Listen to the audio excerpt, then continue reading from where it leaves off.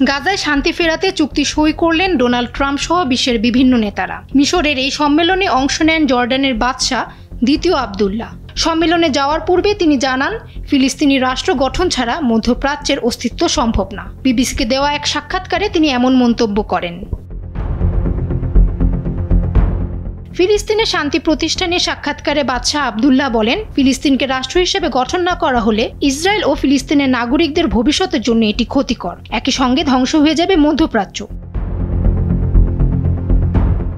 দ্বিরাষ্ট্রীয় সমাধানের পক্ষে বরাবরই বাদশাহ আবদুল্লাহ কথা বলেছেন।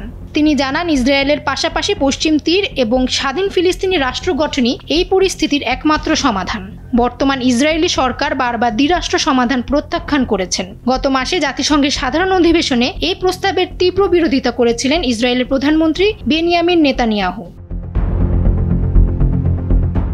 সাক্ষাৎকারে বাদশাহ আবদুল্লাহ আরও বলেন, শান্তি পরিকল্পনার রূপরেখা তৈরিতে ট্রাম্প জাতিসংঘের অধিবেশনে একটি বৈঠক ডাকেন। বৈঠকে তিনি গাজা পরিস্থিতির কথা বিবেচনা করে বলেন, এটা বন্ধ করতে হবে, এখনই বন্ধ করতে হবে। ট্রাম্পকে অন্যান্যরা বলেন, এই বিষয়টি সমাধান একমাত্র তিনিই করতে পারবেন। নেতানিয়াহুকে নিয়ে আবদুল্লাহ জানান, তাকে বিশ্বাস করা সম্ভব না। তবে তিনি বিশ্বাস করেন যে এমন কিছু ইসরায়েলি আছেন যাদের সাথে আরব নেতারা শান্তি প্রতিষ্ঠার জন্য কাজ করতে পারেন।